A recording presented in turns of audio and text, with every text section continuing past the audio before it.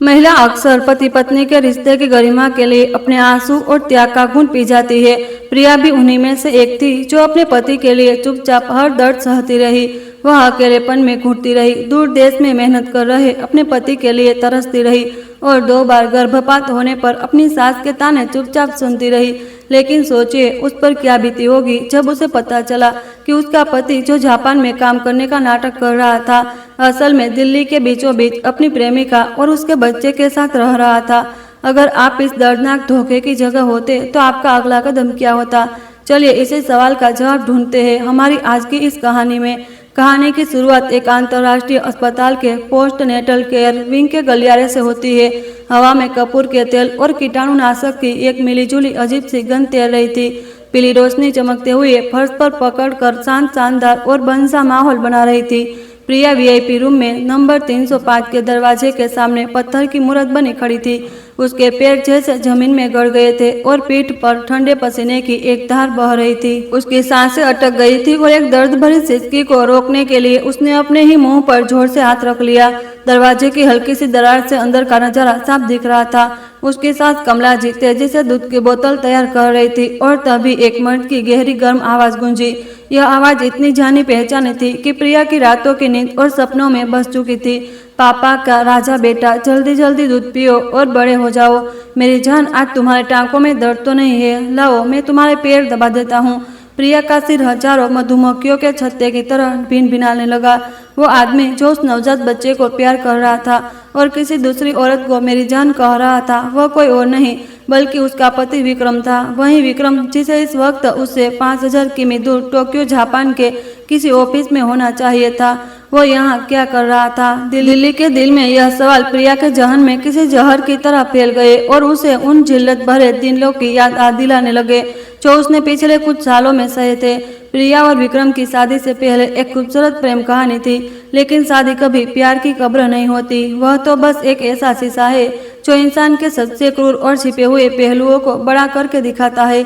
2 बार गर्भवती होने के बाद 2 बार प्रिया इमरजेंसी रूम के दरवाजे पर गिरी थी क्योंकि उसका गर्भपात हो गया था। डॉक्टर ने कहा कि उसके शरीर में बच्चा ठहराना मुश्किल है। उसी दिन से कमला जी के चेहरे से मुस्कान गायब हो गई थी। अब खाने की मेज पर गहरी सांसों की आवाजें, प्रिया के पेट पर चुभती हुई नजरें और ताने भरे शब्द गूंजते थे। जिस औरत की कोख ही सुनी हो उस घर में तो बदन से भी हो आएगी। प्रिया अपराध बोध में जी रही थी, खुद को इतना कोसती थी कि वह लगभग डिप्रेशन में चली गई थी। और उसे सबसे बुरे वक्त में विक्रम ने उसका हाथ थामा और एक महान दयालु पति होने का नाटक किया। वह उसके बालों को सहलाता और मीठी आवाज में कहता, कोई बात नहीं प्रिया, बच्चे तो भगवान का दिया हुआ तोहफा है। मुझे जापान में एक बड़े प्रोजेक्ट को संभालने के लिए 2 साल के लिए भेजा जा रहा है। मैं वहां जाकर खूब पैसा कमाऊंगा। जब मैं वापस आऊंगा तो हम विदेश जाकर IVF करवाएंगे। बस तुम मेरा इंतजार करना, मेरा इंतजार करना। प्रिया ने उस बातों पर आंखों मूंद कर विश्वास कर लिया। उसने खुद अपने हाथों से विक्रम की शर्त तय की थी। उसने सूटकेस में जुकाम की दवाएं रखी थी। पिछले 1 साल से वह उस फायर फीट के बड़े से अपार्टमेंट में अकेली रह रही थी। ऑफिस से घर और घर से ऑफिस, ना कहीं घूमना ना कहीं शॉपिंग। विक्रम ने उसे सख्ती से कहा था, यहाँ का काम बहुत गोपनीय है और टाइम जोन का भी फर्क है। तुम मुझे कभी भी फोन करके परेशान मत करना। मैं रात को 10 बजे फ्री होकर खुद वीडियो कॉल करूंगा। वह एक कठपुतली की तरह उसकी हर बात मानती रही, कैलेंडर पर दिन गिनती रही, उसके वापस आने का इंतजार करती रही। और आज वीकेंड पर प्रिया फलों की टोकरी लेकर अपने सबसे अच्छी दोस्त मीरा से मिलने इस अस्पताल आई थी, जिसने हाल में ही अपने दूसरे बच्चे को जन्म दिया था। VIP विंग की लिफ्ट से बाहर निकलते ही प्रिया को एक जाना पहचाना चेहरा दिखा। एक अधेड़ उम्र की महिला सिल्की साड़ी पहने, हाथ में प्लास्टिक की एक टोकरी लिए जिसमें डायपर और दूध के डिब्बे भरे थे। उसकी सास कमला जी वो यहाँ क्या कर रही थी? उनके किसी रिश्तेदार का तो कोई बच्चा नहीं होने वाला था। एक अजीब सी बेचैनी और शक ने प्रिया को धीरे धीरे उनके पीछे जाने पर मजबूर कर दिया। और जब कमला जी ने कमरा नंबर 305 का दरवाजा खोला तो दरवाजा बंद होने से पहले ही अंदर से आने वाली आवाजों ने दुनिया की सबसे क्रूर सच्चाई प्रिया के सामने लाकर खड़ी कर दी। प्रिया दीवार से चिपक गई। उसकी आंखें दरवाजे की दरार से अंदर झोंक रही थी। बिस्तर पर एक जवान लड़की तकिए के सहारे बैठी थी। उसका चेहरा खुशी से चमक रहा था। विक्रम बिस्तर के किनारे बैठा था। उसके हाथों में सफेद कपड़ों में लिपटा एक बच्चा था। उसकी आंखों में बच्चे के लिए बेसुमार प्यार था, एक पिता का प्यार। कमला जी दौड़ भागकर सामान रख रही थी। उनके चेहरे पर ऐसी मुस्कान थी जैसे कोई खजाना मिल गया हो। भगवान नजर ना लगाए मेरे कुलदीपक को। नाक तो बिल्कुल विक्रम पर गई है। बहू तुम खूब घी मेवे खाओ, तभी तो बच्चे को दूध मिलेगा। कुलदीपक, यह दो शब्द किसी जहरीले खंजर की तरह प्रिया के दिल में उतर गए, इतनी गहराई तक कि उसे लगा जैसे उसका सीना खून से लथपथ हो गया है। उसकी आंखों के सामने अंधेरा छा गया। वह सीकू भरी विदेश यात्रा, वह थकी हुई रात की वीडियो कॉल, वह भविष्य के वादे, सब एक बड़ा धोखा था। एक ऐसी क्रूर और सोची समझी साजिश जिसे उसके पति और ससुराल वालों ने मिलकर रचा था, ताकि वह अपनी प्रेमिका के साथ खुलेआम रह सके और प्रिया को अपराध बोध की आग में जलने के लिए छोड़ दे। प्रिया अंदर घुसकर सब कुछ तहस नहस कर देना चाहती थी। एक धोखा खाई हुई औरत का दिल चीख रहा था, कह रहा था कि दरवाजे को लात मारकर खोल दे, उन कमीने पति के मुंह पर तमाचा जड़े और अपनी सास के झूठे आदर्शों का नकाब नोच दे फेंके। लेकिन उसके पैर कांप रहे थे, हिल नहीं पा रहे थे, आंसू भी नहीं निकल रहे थे, क्योंकि दर्द बर्दाश्त की सारी हदें पार कर चुका था और गले में एक नफरत का गोला बनकर अटक गया था। वह एक कदम फिर 2 कदम पीछे हटी। उसकी ऊंची एड़ी की सैंडल गलती से दीवार के पास रखे स्टील के कूड़ेदान से टकरा गई और एक हल्की खट की आवाज हुई। वह चौंक गई और तेजी से मुड़कर भागने लगी।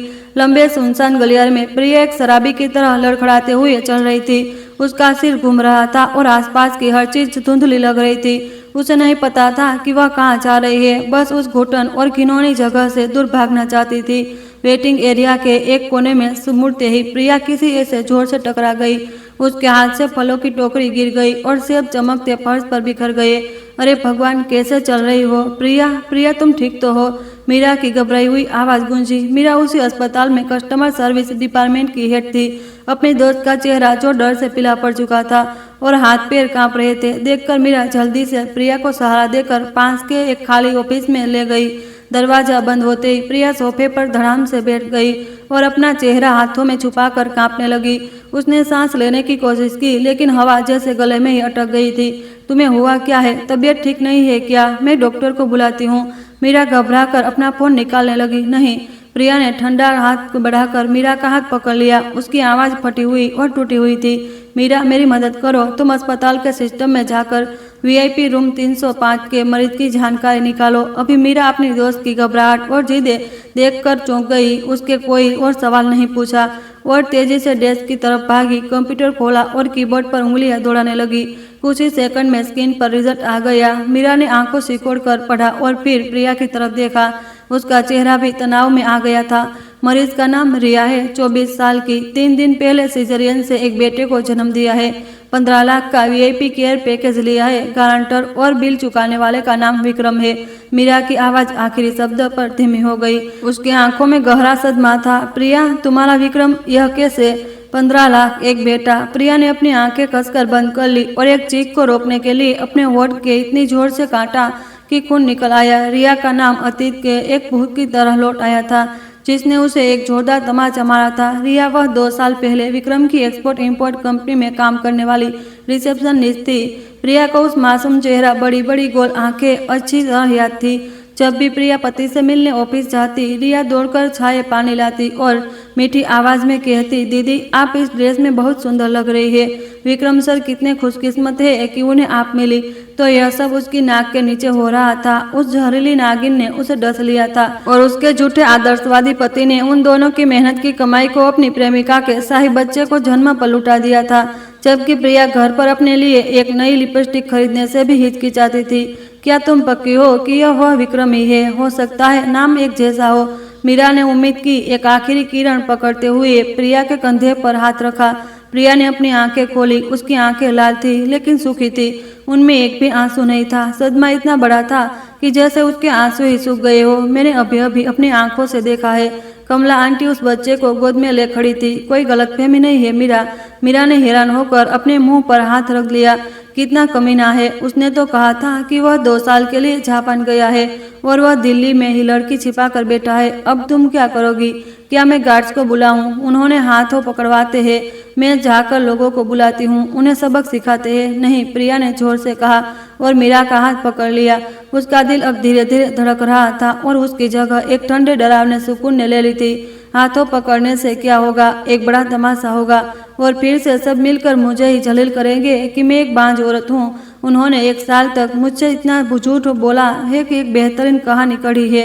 इसका मतलब है कि वे पूरी तरह से तैयार है। मैं अभी कमज़ोर हूँ, पैसे मेरे हाथ में नहीं है और मुझे नहीं पता कि उन्होंने कितना पैसा पहले ही ठिकाने लगा दिया है। अगर मैंने अभी कोई हंगामा किया तो मैं सब कुछ खो दूंगी। मेरे साथ जो हुआ समझ लो तुमने कुछ नहीं देखा। किसी को पता नहीं चलना चाहिए कि मैं यहाँ आई थी। प्रिया उठी, उसने अपने कपड़े ठीक किए। उसका चेहरा एक पत्थर की मूर्ति की तरह भावहीन था। मुझे घर जाना है। उस रात दिल्ली में जोरदार बारिश हुई। 10-500 स्क्वायर फीट का अपार्टमेंट इतना शांत था कि प्रिया दीवार पर लगी घड़ी की टिक टिक साफ सुन सकती थी। वह सोफे पर घुटने मोड़ कर बैठी थी। अंधेरे ने उसे घेर रखा था। भूख से उसका पेट गुड़गुड़ा रहा था, लेकिन कुछ भी निगलने का मन नहीं था। ठीक 10 बजे टेबल पर रखा फोन चमक उठा और विक्रम की वीडियो कॉल की जाने पहचानी रिंगटोन बजने लगी। प्रिया के हाथ अनजाने में मिट्टी में भीग गए। उसने नाखून हथेलियों में चुभ रहे थे। उसने 3 गहरी सांस ली, अपने चेहरे के भावों को सामान्य करने की कोशिश की, बिखरे बालों को संवारा और फिर कॉल उठा ली। स्क्रीन पर विक्रम का चेहरा था। उसके पीछे एक सफेद दीवार थी जिस पर माउंट फूजी की तस्वीर वाला जापानी कैलेंडर टंगा था। उसने एक ग्रे टी शर्ट पहनी हुई थी और उसकी आंखों के नीचे काले घेरे साफ दिख रहे थे, जैसे कोई जिम्मेदार आदमी दूर देश में अपनी पूरी ताकत निचोड़ रहा हो। मेरी जान, मैं अभी काम से लौटा हूँ, नहाकर बिना कुछ खाए पिए सबसे पहले तुम्हें फोन किया। तुम्हारी बहुत याद आ रही थी। विक्रम की आवाज़ थकी हुई थी, लेकिन फिर भी उसने गर्मजोशी भरी मुस्कान देने की कोशिश की। अगर यह कल होता तो प्रिया उसकी हालत देखकर रो पड़ती और उसे तुरंत खाने के लिए कहती, लेकिन आज रात उसे चेहरे को देखकर उसके पेट में सिर्फ घिन उठ रही थी। विक्रम की बेशर्मी और उसके अभिनय ने प्रिया की रूह कांपा दी थी। वह सफेद दीवार, वह कैलेंडर यकीनन दिल्ली के किसी कमरे में बनाया गया एक सस्ता सा सेट था। वह अपनी प्रेमिका और नाजायज बच्चे की बाहों से निकलकर यहाँ अपनी असली पत्नी के साथ थकान का नाटक कर रहा था। आप बहुत थके हुए लग रहे हैं। प्रिया ने अपनी आवाज़ में हमदर्दी लाने की कोशिश की। क्या प्रोजेक्ट का काम आजकल बहुत मुश्किल चल रहा है? विक्रम ने एक गहरी सांस ली और अपना चेहरा मला। हाँ, जापानी पार्टनर डेडलाइन को लेकर बहुत दबाव बना रहा है। मैं सुबह 6 बजे से लेकर अब तक भाग दौड़ी कर रहा हूँ। शायद इस बार प्रोजेक्ट को बोनस में तुम्हें नहीं भेज पाऊंगा। यहाँ लोगों से रिश्ते बनाने में बहुत खर्च हो रहा है। रिश्ते बनाने में खर्च? प्रिया मन ही मन हंसी। रुपया 15 लाख वीआईपी डिलीवरी पर खर्च करने के बाद भेजने के लिए बचेगा भी क्या? उसने नाराज होने का नाटक किया। एक काम करते हैं, अगले महीने में छुट्टी लेकर कुछ दिन के लिए टोक्यो आ जाती हूँ आपसे मिलने। मैं यहाँ अकेली बोर हो जाती हूँ और आपकी मेहनत देखकर मुझे चिंता भी होती है। विक्रम के चेहरे पर मुस्कान तुरंत जम गई। उसकी आंखें लगातार झपकने लगी, जो अचानक हुए हमले से घबराकर का संकेत था। लेकिन बहुत जल्द उसे सातिर आदमी ने खुद को संभाल लिया। उसने अपनी भौहें सिकोड़ी और डांटने वाले लहजे में बोला, जिससे वह मनोवैज्ञानिक दबाव बना सके। तुम फालतू बैठे बैठे बकवास सोच रही हो क्या? तुम यहाँ आ जाओगी तो क्या मुझे काम छोड़कर तुम्हारी सेवा करनी पड़ेगी? मैं यहाँ अपनी हड्डियाँ गला रहा हूँ, कोई छुट्टियाँ मनाने नहीं आया हूँ। जो तुम मिलने की बात कर रही हो, घर पर चुपचाप रहो, काम करो और कभी कभी माँ का हालचाल पूछ लिया करो। हमेशा बच्चों जैसी जिद करती हो, फालतू बैठे बैठे बकवास सोच रही हो। यह शब्द एक ठंडे पानी की छींटे की तरह प्रिया के मुंह पर पड़े। वह न सिर्फ झूठ बोल रहा था, बल्कि उसे मानसिक रूप से नियंत्रित करने की कोशिश भी कर रहा था। उसे एक नासमझ डोई होई करने की वाली पत्नी बना रहा था, जो अपने पति की परवाह नहीं करती। उसने अपने अधिकार भरे गुस्से से प्रिया से हर शक को कुचल दिया। प्रिया ने सिर झुका लिया, पछतावा होने का नाटक करते हुए। माफ करना, मुझे बस आपकी बहुत याद आ रही थी। आप खाना खाकर जल्दी आराम कर लीजिए। मुझे पता है तुम्हारी चिंता करता हूँ। मैं फोन रखता हूँ। स्क्रीन बंद हो गई। प्रिया ने फोन सोफे पर फेंक दिया। घर के गहरे सन्नाटे में उसके पीले पड़े चेहरे पर धीरे धीरे एक टेढ़ी मुस्कान उभरी। एक आखिरी दर्द भरा आंसू उसके गाल पर लुढ़क गया, लेकिन यह कमजोरी की वजह से नहीं, बल्कि इतने सालों की अपनी बेवकूफ़ी पर था। तुम्हारी चिंता करता हूँ, उसने अंधेरे में घूरते हुए सोचा। प्यार मर चुका था। परिवार के नाम पर दिखाया गया सब्र भी हवा हो चुका था। अब उसके दिमाग में सिर्फ एक चीज बची थी, गहरी नफरत और बदला लेने की जलती हुई आग। उन्होंने उसे एक बेवकूफ़ समझा था, जिसे वे अपनी मर्जी से कुचल सकते थे और लूट सकते थे। अगली सुबह जब दिल्ली की सरहद की हल्दी धूप पर्दे से छनकर अंदर आ रही थी, प्रिया का फोन बजा। स्क्रीन पर सांस लिखा हुआ चमक रहा था। प्रिया उस फोन को घूरती रही, जो कांच की मेज पर कांप रहा था। कल ही यह औरत अपने बेटे के नाजायज बच्चे को एक शानदार अस्पताल में गोद में लिए घूम रही थी और खुशी से उसे कुलदीपक कह रही थी। और आज वह उसे फोन कर रही थी। प्रिया ने एक गहरी सांस ली, अपने दिल में उठ रही कड़वाहट को पेट के अंदर दबाया। उसने अपना गला साफ किया, अपनी आवाज को हर दिन की तरह नरम और कमजोर बनाया और फिर फोन उठाया। जी माँ, नमस्ते। दूसरी तरफ कमला जी की आवाज सहज जैसे मीठी थी, जिसमें इतनी बनावटी चिंता थी कि रोंगटे खड़े हो जाए। प्रिया बेटा, तुम काम पर चली गई, नाश्ता किया या फिर भूखी हो? पति दूर है तो इसका मतलब यह नहीं कि अपनी सेहत का ध्यान ना रखो। बीमार पड़ जाओगी तो कौन देखेगा? बीमार पड़ जाऊंगी तो कौन देखेगा? प्रिया ने कड़वाहट से मुस्कुराया। यह शब्द कितने जाने पहचाने थे, लेकिन आज उसके कानों में शक्कर में लिपटी छुरी की तरह चुभ रहे थे। उसने दुखी आवाज में जवाब दिया, जी माँ, मैंने ऑफिस के लिए एक सैंडविच ले लिया है। आजकल अकेले खाना बनाने का मन नहीं करता, कभी कभी बहुत अकेलापन लगता है और विक्रम की याद आती है तो कुछ खाया ही नहीं जाता। कमला जी ने एक गहरी सांस ली। उनकी एक्टिंग इतनी कमाल की थी कि अगर प्रिया ने अस्पताल का नजारा अपनी आंखों से ना देखा होता तो वह जरूर यकीन कर लेती। हाय मेरी बहू, मुझे पता है तुम अकेली हो, इसलिए तो मुझे तुम्हारी बहुत फिक्र होती है। अच्छा सुनो, मेरी एक दूर की भांजी है नेहा, वो इंटर्नशिप के लिए दिल्ली आई है। पैसे की तंगी है और बाहर हॉस्टल में रहना भी मुश्किल है। तुम्हारा घर तो इतना बड़ा है, क्या तुम नेहा को कुछ महीनों के लिए अपने पास रख लोगी? तुम दोनों एक दूसरे का साथ दोगी तो तुम्हारा भी मन लगा रहेगा। प्रिया एक पल के लिए रुक गई। नेहा, उसे वह लड़की याद आई, 20-21 साल की, जिसकी आंखों हमेशा इधर उधर घूमती रहती है। एक ठंडी सी सोच प्रिया के दिमाग में कौन थी, साथ देने के लिए या फिर उसके बेडरूम तक एक जासूस बिठाने के लिए? यह परिवार तो वाकई कोई कसर नहीं छोड़ रहा था। बेटे के लिए बाहर एक दूसरा घर बसा लिया और यहाँ बहू पर नजर रखने के लिए एक गार्ड भी तैनात कर दिया ताकि उसे कुछ भी असामान्य पता ना चले। जी, प्रिया ने जानबूझकर अपनी आवाज खींची, थोड़ा हिचकिचाने का नाटक किया ताकि कमला जी को शक ना हो। घर तो बड़ा है, लेकिन मुझे डर है कि उसे यहाँ असुविधा होगी। मेरी दिनचर्या भी आजकल बहुत अनियमित है। अरे कैसी असुविधा? नेहा बहुत सीधी और समझदार लड़की है। वह तुम्हारे साथ रहेगी, घर की सफाई करेगी, खाना बनाएगी, तो तुम्हारा यह काम हल्का होगा। कमला जी ने तुरंत उसकी बात काट दी। उनका लहजा अब अनुरोध से आदेश में बदल चुका था। तो तय रहा, आज शाम जब तुम काम से लौटो मैं उसे सूटकेस के साथ भेज दूंगी। हम एक ही परिवार है, इसमें हिसाब किताब मत करना। जी ठीक है, प्रिया ने शांति से हामी भर दी। तो आप उसे भेज दीजिए, मैं उसके लिए कमरा तैयार कर दूंगी। फोन कट गया। प्रिया ने फोन बिस्तर पर फेंक दिया। एक ठंडी लहर उसकी रीढ़ में दौड़ गई। पूरा ससुराल ऊपर से नीचे तक एक साथ मिलकर उसके चारों ओर एक अदृश्य पिंजरा बना रहा था। वे उसे कांटा समझते थे, जिस पर नजर रखना जरूरी था, लेकिन जिसे अभी निकाला नहीं जा सकता था क्योंकि सही समय नहीं आया था। शाम 6 बजे नेहा ने दरवाजे की घंटी बजाई। वह एक बड़ा सूटकेस खींच रही थी और उसके चेहरे पर एक ताजगी भरी मुस्कान थी। नमस्ते प्रिया दीदी, कमला आंटी ने कहा कि मैं आपके साथ रहूंगी तो आपका मन लगा रहेगा, मैं आपको परेशान तो नहीं करूंगी। प्रिया मुस्कुराई, वही सौम्या सहनशील मुस्कान जो हमेशा रखती थी। उसने जल्दी से नेहा के हाथ से बैग लिया और प्यार से कहा, अरे कैसी परेशानी, मैं तो अकेली बोर हो जाती थी, तुम इसे अपना ही घर समझो। उस दिन के बाद दोनों बहनों का नाटक शुरू हो गया। नेहा एक भोली भाली गांव की लड़की होने का अभिनय करती रही, लेकिन उसकी आंखें लगातार सब कुछ देखती रहती थी। वह घर के हर कोने में ताक झोंक करती थी। प्रिया कितने बजे ऑफिस जाती है, कितने बजे लौटती है, क्या खाती है, किससे मैसेज पर बात करती है, सब कुछ नेहा की निगरानी में था। एक रात प्रिया ने जानबूझकर एक दुखद फिल्म देखने के बाद सोफे पर गहरी नींद में होने का नाटक किया। उसने अपनी आंखें आंधी खोली तो देखा कि नेहा दबे पांव उसके पास आ रही है।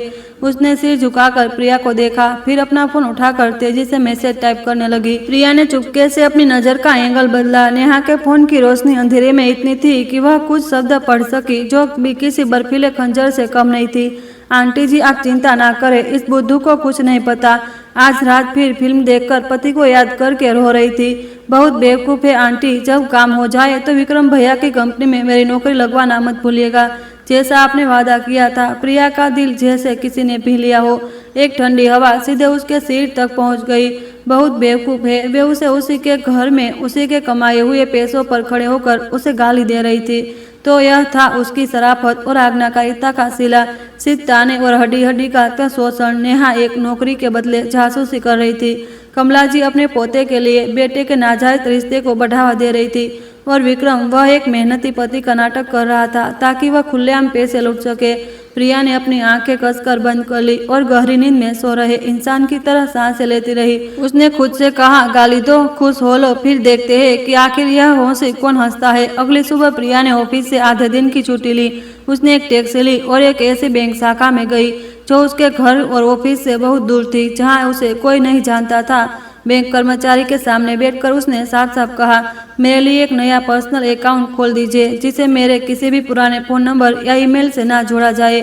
उसके बाद मेरे पर्सनल सेविंग अकाउंट आखिरी नंबर 889 से सारे पैसे इस नए अकाउंट में ट्रांसफर कर दीजिए। प्रिया इतनी बेवकूफ नहीं थी कि इस वक्त दोनों के ज्वाइंट अकाउंट को छूती, क्योंकि कोई भी छोटी सी हलचल विक्रम के फोन पर मैसेज भेज देती। वह बस चुपचाप अपना हिस्सा निकाल रही थी। यह वह बोनस और 2 बार गर्भपात के बाद मिले मैटरनिटी बेनिफिट के पैसे थे जो उसे बचा कर रखे थे और विक्रम को नहीं बताए थे। नई पासबुक हाथ में लेकर प्रिया के बैंक से बाहर निकली। वह दिल्ली के एक शोर शराबे वाले चौराहे पर खड़ी थी, जहां गाड़ियां तेजी से गुजर रही थी। अचानक एक गहरे अकेलेपन ने उसे घेर लिया। वह सड़क किनारे कैफे में गई। एक ब्लैक कॉफी बिना चीनी ऑर्डर की। कड़वा घूंट उसके गले से नीचे उतरा, लेकिन वह उसके दिल की कड़वाहट के आगे कुछ भी नहीं था। उसने शीशे की खिड़की से भागते दौड़ते लोगों को देखा। इस दुर्लभ शांति के पल में उसकी आंखों से आंसू बह निकले। 2 गर्भपात, असहनीय दर्द, और हर बार विक्रम ने उसका हाथ थामकर उसे दिलासा दिया था। लेकिन सच्चाई क्या थी? जब वह अस्पताल के ठंडे बिस्तर पर बच्चे को खोने के दर्द से तड़प रही थी, तब शायद वह उस लोमड़ी को अपनी बाहों में भरे हुए था। उन्होंने उसे एक खराब मशीन समझा, एक पर्दा जिसके पीछे वे अपनी नैतिक गंदगी छिपा सके। प्रिया ने अपने होंठ भी लिए और टिश्यू से अपने आंसू पोंछे। अब इस कमजोरी को खत्म करने का वक्त आ गया था। रविवार रात 9 बजे बाथरूम से शावर की आवाज आ रही थी। नेहा को बहुत देर तक नहाने की आदत थी। वह नहाते हुए फोन पर तेज म्यूजिक बजाती थी। उसे बाहर निकलने में कम से कम 30 मिनट लगते थे। प्रिया ने घड़ी देखी। उसका दिल जोर जोर से धड़क रहा था। वह नंगे पांव लकड़ी के फर्श पर तेजी से चलती हुई विक्रम के स्टडी रूम की तरफ बढ़ी। यह वह कमरा था जिसमें प्रिया बहुत कम जाती थी, क्योंकि विक्रम हमेशा कहता था कि कंपनी के दस्तावेज गोपनीय है और उसे सफाई करने की जरूरत नहीं है। ओके लड़की के डेस्क के नीचे एक काले रंग की इलेक्ट्रिक तिजोरी थी। प्रिया फर्श पर बैठ गई। उसके हाथ ठंडे और पसीने से भीगे हुए थे। उसने अपनी सांसों को धीमा रखने की कोशिश की। पासवर्ड क्या था? विक्रम ने एक बार अनजाने में बताया था कि वह पासवर्ड में ऐसा नंबर रखता है जो उसे आसानी से याद रहे। प्रिया ने आंख बंद की और अपनी याददाश्त खंगालने की लगी। उनकी शादी की तारीख नहीं, उसका जन्मदिन बिल्कुल नहीं। विक्रम जैसा आत्ममुग्ध और माँ का भय इंसान प्रिया के कांपती हुई उंगली की पेड़ पर रखी। उसने कमला जी की जन्मतिथि के 6 अंक दबाए। टिक खट तिजोरी का लॉक खुल गया। प्रिया का दिल जैसे सीने से बाहर निकल आएगा। उसका अंदाजा सही था। विक्रम की नजरों में उसकी माँ ही सबसे ज्यादा जरूरी थी। प्रिया ने तेजी से हाथ अंदर डाला और नीचे रंग की फाइल से रखे कुछ दस्तावेज बाहर निकाले। फोन की टॉर्च की हल्की रोशनी में उसकी आंखों के सामने एक आलीशान अपार्टमेंट का खरीद बिक्री का एग्रीमेंट था। खरीदार का नाम रिया। प्रिया ने तेजी से अगला पन्ना पलटा। पेमेंट सेक्शन के साथ बैंक ट्रांसफर की रसीदें। कुल रकम 4 करोड़ थी। 4 करोड़। और इससे भी भयानक बात यह थी कि पैसे विक्रम की कंपनी के अकाउंट से ट्रांसफर हुए थे। साथ ही दोनों के जॉइंट सेविंग अकाउंट से कुछ विड्रॉल स्लिप भी थी, जिसके बारे में विक्रम ने कहा था कि उसने विदेशी पार्टनर के साथ एक प्रोजेक्ट में निवेश किया है। प्रिया का सिर चकरा गया। विक्रम ने न सिर्फ परिवार की बचत से प्रेमिका के लिए घर खरीदा था, बल्कि उसने कंपनी के डायरेक्टर के पद का दुरुपयोग करके कंपनी से भी पैसे निकाले थे, ताकि वह अपनी काली कमाई को कानूनी लेन देन का क्षमा पहना सके। उसने रिया के लिए घर खरीदा, उसे और उसके बच्चे को एक आलीशान जिंदगी दी, जबकि प्रिया घर पर सब्जी के लिए भी एक एक बचा रही थी। गुस्से से प्रिया के हाथ कांप रहे थे। उसने जल्दी से अपने फोन का कैमरा खोला और हर पन्ने, हर रसीद की तस्वीरें खींच ली। सब कुछ बहुत तेजी से हुआ। अचानक बाथरूम से पानी और म्यूजिक की आवाज बंद हो गई। प्रिया चौंक गई। उसने जल्दी से दस्तावेज वापस फाइल में रखे, तिजोरी में अंदर धकेला और दरवाजा बंद कर दिया। खट जैसे ही वह स्टडी रूम से बाहर निकली, बाथरूम का दरवाजा खुला और नेहा बाहर आई। उसके सिर पर तौलिया लिपटा था और हाथ में फोन था। प्रिया को गलियारे में खड़ा देखकर नेहा थोड़ा रुकी। उसकी आंखों में शक था। प्रिया दीदी, आप यहाँ क्या कर रही है? फिल्म नहीं देख रही? प्रिया ने सामान्य दिखने की कोशिश की। एक लंबी झमाई ली। मैं सोने से पहले पढ़ने के लिए एक किताब लेने आई थी, लेकिन याद आया कि विक्रम ने कमरा लॉक कर दिया है। चलो, मैं सोने जा रही हूँ। तुम बाल सुखाकर सोना, वरना ठंड लग जाएगी। नेहा ने भरोसे से सिर हिलाया। उसे कोई शक नहीं हुआ। प्रिया अपने कमरे में लौट आई और दरवाजा बंद कर दिया। वह बिस्तर पर गिर पड़ी। उसके माथे पर पसीने की बूंदें थी। फोन में उन साफ तस्वीरों को देखकर प्रिया जान गई कि अब उनके हाथ में सबसे घातक हथियार आ चुका है। अगले दिन दोपहर बर्डिंग जिले की एक शांत छोटी सी गली में स्थित एक चाय की दुकान पर प्रिया फिर से मीरा से मिली। इस बार मीरा के साथ 30 साल का एक आदमी था, जिसने सफेद इस्त्री हुई शर्ट और चांदी के फ्रेम वाला चश्मा पहना हुआ था, जिससे वह बुद्धिमान और तेज तरह लग रहा था। वह अर्जुन था, तलाक और संपत्ति विवाद के मामलों का विशेषज्ञ वकील, जिसे मीरा ने उसके लिए खोजा था।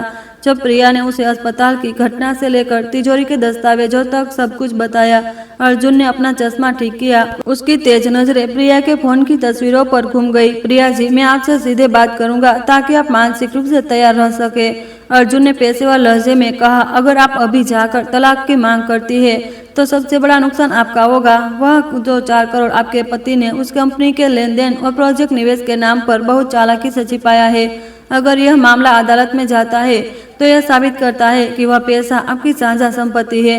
एक लंबी और जोखिम भरी कानूनी लड़ाई होगी। आपके पति के पास बाकी बची संपत्ति को भी ठिकाने लगाने का पूरा समय होगा, इससे पहले कि अदालत उसे जब्त कर सके। प्रिया ने गर्म चाय का कप कसकर पकड़ लिया। उसकी आवाज गुस्से से कांप रही थी। तो मैं क्या करूं? क्या मैं चुपचाप उसे अपनी मेहनत की कमाई उसे लोमड़ी पर लुटाते देखती रहूं? उसकी योजना साफ है। वह उस बच्चे के बड़े होने का इंतजार करेगा, फिर मुझ पर बांझ होने का इल्जाम लगाएगा, मुझे 2 कौड़ी का भी नहीं छोड़ेगा। अर्जुन मुस्कुराया, एक रणनीतिक मुस्कान। हाँ, उसकी योजना यही है, लेकिन लालची और नियंत्रण करने वाले लोग की सबसे बड़ी कमजोरी शक होती है। अगर आप अपनी संपत्ति वापस चाहती है तो आप तलाक की पहली नहीं कर सकती। आपको उसे इतना मजबूर करना होगा कि वह घबराकर खुद देश लौटे और आपसे तलाक मांगे। मजबूर कैसे? प्रिया ने भय सिकोड़ी।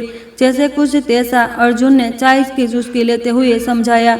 उसने अपनी चचेरी बहन को आप पर नजर रखने के लिए भेजा है, तो अब आप उसके लिए एक नाटक रचिए। आपको उन्हें यह यकीन दिलाना होगा कि आपकी जिंदगी में कोई और मर्द आ गया है। एक सहनशील पत्नी का अचानक बेवफा होना चाहना आपके पति जैसे अहंकारी मर्द को पागल कर देगा, लेकिन ज्यादा जरूरी यह है कि वह डर जाएगा। उसे डर लगेगा कि अगर आपने बेवफाई की और तलाक में संपत्ति का बंटवारा मांगा तो उसकी सारी साजिशें पूरी होने से पहले ही खुल जाएगी। उसे अपनी बची खुची संपत्ति बचाने के लिए जापान से यहाँ भागकर आना पड़ेगा। मीरा जो पास में बैठी सुन रही थी ने मेज पर हाथ मारा। सही कहा, लोहे को लोहा ही काटता है। उसे डराना पड़ेगा, तभी वह अपनी गलतियां उजागर करेगा।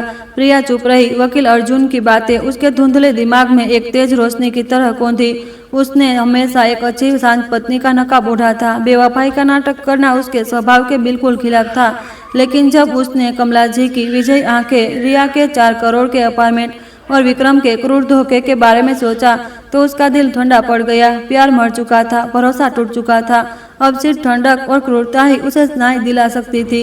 वकील साहब, प्रिया ने सिर ऊंचा किया। उसकी आंखों में एक अजीब सी दृढ़ता और ठंडक थी। आप सही कह रहे हैं, मैं अब और शिकार बनकर नहीं रह सकती। चलिए योजना शुरू करते हैं। मैं उस परिवार को बताऊंगी कि किसी की भावनाओं से खेलने का अंजाम कितना जलील करने वाला होता है। शुक्रवार शाम 5:30 बजे एक शानदार काली मर्सिडीज प्रिया के अपार्टमेंट बिल्डिंग के सामने आकर रुकी। प्रिया गाड़ी से उतरी। बेज रंग की सिल्क ड्रेस उसके पतले लेकिन आकर्षक शरीर पर खिल रही थी। वह तुरंत अंदर नहीं गई, बल्कि जानबूझकर रुकी। गाड़ी के नीचे होती खिड़की से झुकी और ड्राइवर की सीट पर बैठे आदमी को देखकर जोर से मुस्कुराई। अर्जुन ने भी मुस्कुराकर जवाब दिया, से हिलाया और फिर गाड़ी आगे बढ़ा दी। 12वीं मंजिल की बालकनी से नेहा की तेज आंखों के एक पल भी नहीं चुकी। वह पर्दे के पीछे छिपी हुई थी। हाथ में फोन का वीडियो मोड ऑन था। जैसे ही शानदार गाड़ी नजर से ओझल हुई, नेहा ने तुरंत वह क्लिप कमला जी को एक विस्पर मैसेज के साथ भेज दी। आंटी जी, प्रिया दीदी आजकल बहुत अजीब बर्ताव कर रही है। आज एक अमीर आदमी उन्हें अपनी गाड़ी में छोड़ने आया था। दोनों बहुत हंस बोल रहे थे। मुझे कुछ गड़बड़ लग रही है। उसी समय प्रिया ने घर का दरवाजा खोला। उसने अपनी ऊंची एड़ी की सैंडल उतारी और जानबूझकर अपना महंगा हैंडबैग सोफे पर फेंक दिया। बैग के खुले हुए जिप से सोने की परत वाला एक बिजनेस कार्ड फिसलकर कांच की मेज पर गिर गया। प्रिया ने चुपके से नेहा के कमरे के दरवाजे की तरफ देखा, जो थोड़ा सा खुला था, और फिर आराम से किचन में पानी पीने चली गई। बस इसी का इंतजार था। नेहा दबे पांव बाहर निकली। बिजनेस कार्ड देखकर उसकी आंखें चमक उठी। मोटे अक्षरों में छपा था, अर्जुन खन्ना, वकील, कोऑपरेटर और व्यक्तिगत कानूनी सलाहकार। कार्ड के पीछे नीली स्याही से हाथ से लिखा था, कल रात फ्रेंच रेस्टोरेंट में मिलते हैं। आज वाली बेज ड्रेस पहनना। बेशक यह लाइन प्रिया ने खुद अर्जुन से लिखवाई थी। इस मनोवैज्ञानिक खेल में चारा जितना स्वादिष्ट होगा, मछली उतनी ही जल्दी फंसेगी। नेहा ने कांपते हाथों से फोन निकाला, कार्ड के दोनों तरफ की तस्वीरें खींची और तुरंत कमला जी को भेज दी। फिर उसने कार्ड वापस वहीं रख दिया और तेजी से अपने कमरे में लौट गई। उसका दिल जोर जोर से धड़क रहा था, यह सोचकर कि उसने एक बड़ा काम किया है। अगली सुबह जैसे ही प्रिया ने अपनी ब्लैक कॉफी बनाई, दरवाजे पर जोर जोर से दस्तक होने लगी, जैसे कोई ताला तोड़ने वाला हो। नेहा दौड़कर दरवाजा खोलने गई। कमला जी एक तूफान की तरह अंदर घुसी।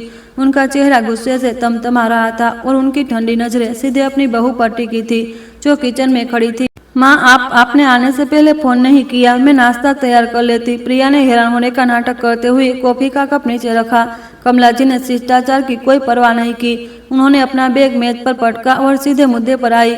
क्या तैयार करती किसी है यार, साथ मौज मस्ती करने जाने की तैयारी। तुम्हारा पति दूर देश में इस घर के लिए खून पसीना एक कर रहा है और तुम यहाँ सज धज कर देर रात तक घूमती हो, शानदार गाड़ियों में घूमती हो। यह किस वकील का कार्ड है? फ्रेंच रेस्टोरेंट में डेट पर जाने की योजना बन रही है। कमला जी ने अपना फोन दिखाया, जिस पर नेहा द्वारा भेजी गई तस्वीर थी। नेहा दरवाजे के पीछे छिपकर डरने का नाटक कर रही थी, लेकिन मन ही मन वह बहुत खुश थी।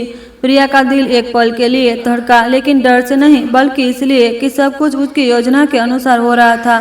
प्रिया ने तस्वीर को देखा, उसकी आंखें तुरंत चौड़ी हो गई, जिनमें हैरानी और दर्द भरा था। वह धीरे धीरे एक कदम पीछे हटी। उसकी आवाज लड़खड़ा गई, माँ, आप मुझ पर नजर रखवा रही है। नेहा, तुमने यह आंटी को भेजा है? नेहा चौंक गई, हकलाने लगी। कमला जी ने चिल्लाकर बात को दबा दिया, कोई तुम पर नजर नहीं रख रहा है। पाप ज्यादा दिन नहीं छिपता। जवाब दो, कौन है वो? तुम मेरे बेटे को धोखा दे रही हो, इस घर की इज्जत मिट्टी में मिला रही हो। एक तो कोक सुनी है, ऊपर से ऐसे आवारागर्दी वाला काम कोक सुनी है। शब्द सुनकर प्रिया के सीने में सचमुच का गुस्सा उठा, लेकिन उसने तुरंत उसे दबा दिया। उसने अपने चेहरे को हाथों से ढक लिया और फूट फूट कर रोने लगी। उसकी दर्द भरी सिसकियां पूरे घर में गूंज रही थी। माँ, आप मेरे बारे में ऐसा कैसे कह सकती है? प्रिया फर्श पर गिर पड़ी, आंसू बह रहे थे। वह एक ऐसी महिला का अभिनय कर रही थी जिस पर झूठा इल्जाम लगाया हो गया हो। अर्जुन साहब मेरी कंपनी के पार्टनर है। कंपनी पर कॉपीराइट का एक केस चल रहा है और बॉस ने मुझे वकीलों की टीम के साथ काम करने की जिम्मेदारी दी है। कल मैं उनके ऑफिस में काम करते थक गई थी। उन्होंने देखा कि बारिश होने वाली है तो उन्होंने मुझे अपनी गाड़ी में लिफ्ट दे दी। वह बिजनेस कार्ड तो बॉस ने मुझे पिछले हफ्ते दिया था और वह लाइन वह मुझे छेड़ने के लिए लिख रहे थे। मैंने कोई जवाब नहीं दिया। अगर आपको यकीन नहीं है तो आप मेरी कंपनी में आकर पूछ सकती है। कमला जी थोड़ा रुक गई। उन्हें उम्मीद नहीं थी कि प्रिया इतनी जोरदार और तर्कपूर्ण प्रतिक्रिया देगी। प्रिया ने उन्हें सोचने का मौका नहीं दिया। उसने अपना मनोवैज्ञानिक हमला जारी रखा, रोते बिलखते हुए, आपको क्या लगता है मैं बहुत खुश हूँ? 5 साल इस घर की बहू बनकर रही, 2 साल मेरा घर फतह हुआ, ऑपरेशन टेबल पर मैं खून से लथपथ थी। क्या आपको कभी मुझ पर तरस आया? विक्रम साल भर से गायब है, मुझे इस घर में अकेला छोड़ दिया है। रात में जब मैं बुखार से तपती हूँ तो वह मीटिंग में हूँ कहकर फोन काट देता है। क्या इस घर में मैं कोई मुझे इंसान समझता है या सिर्फ एक खराब मशीन और नौकरानी? प्रिया के हर शब्द कमला जी के अपराध बोध पर हथौड़े की तरह पड़ रहे थे। वह जानती थी कि उनका बेटा कुछ ही किलोमीटर दूर अपनी प्रेमिका के साथ रह रहा है। प्रिया का अकेलापन उनकी ही देन थी। प्रिया ने रोते रोते तलाक की मांग की। अगर आप मुझ पर ऐसा झूठा इल्जाम लगा रही है तो मुझे भी इस घर में नहीं रहना है। मैं विक्रम को बुलाऊंगी और तलाक ले लूंगी। मैं इस घर का आधा हिस्सा लूंगी, सारी बचत का आधा हिस्सा लूंगी और यहाँ से चली जाऊंगी ताकि आप खुश रहे। घर का आधा हिस्सा सुनते ही कमला जी का चेहरा पीला पड़ गया। यह घर साझा संपत्ति थी। अगर प्रिया ने तभी तलाक का हंगामा किया तो विक्रम द्वारा चुपचाप ठिकाने लगाया जा रहा सारा पैसा सामने आ जाएगा। अपने कुलदीपक के लिए एक और अपार्टमेंट खरीदने की एक उनकी योजना पानी में मिल जाएगी। कमला जी ने तुरंत अपना रवैया बदला, हमले से बचाव पर आ गई। वह आगे बढ़ी और प्रिया को सहारा देने लगी। अरे अरे, मैं तो बस गुस्से में कुछ कह गई। मुझे तो बस तुम दोनों की खुशी की चिंता है।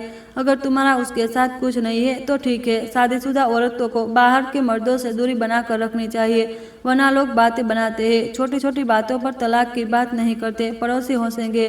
फिर कमला जी ने घर पर जरूरी काम का बहाना बनाया और अपना बैग उठाकर चली गई। प्रिया को फर्श पर रोता हुआ छोड़कर नेहा भी डर के मारे अपने कमरे में घुस गई। जब मुख्य दरवाजा बंद हुआ, प्रिया ने तुरंत रोना बंद कर दिया उसे टिश्यू से अपने आंसू पोंछे। उसके हाथों पर एक ठंडी मुस्कान थी। वह उठी, नेहा के कमरे के दरवाजे के पास गई और कान लगाकर सुनने लगी। अंदर से नेहा की धीमी आवाज आ रही थी, आंटी जी हाँ, मैंने देखा। वह बहुत जोर जोर से रो रही थी, तलाक और संपत्ति के बंटवारों की धमकी दे रही थी।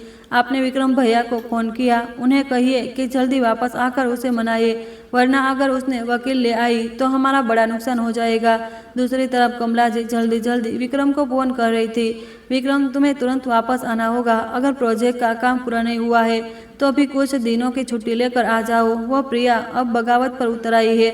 एक अमीर वकील उसे पटाने की कोशिश कर रहा है। अगर तुम अपनी पत्नी को संभाल नहीं आई और उसने तलाक का केस कर दिया तो हमारी सारी संपत्ति का बंटवारा हो जाएगा, जिसे हम अभी तक ठिकाने नहीं लगा पाए हैं। तुरंत वापस आओ। कुछ दिनों बाद दिल्ली का आसमान भूरा था और हल्की बूंदाबूंदी हो रही थी। प्रिया उपनगर के एक शांत कैफे में बैठी थी। उसकी आंखें एक मोटी फाइल पर टिकी थी जिसे वकील अर्जुन ने अभी अभी उसकी तरफ बढ़ाया था। इसे देखिए, अर्जुन ने अपना चश्मा ठीक करते हुए कहा। उसकी आवाज शांत लेकिन बहुत प्रभावशाली।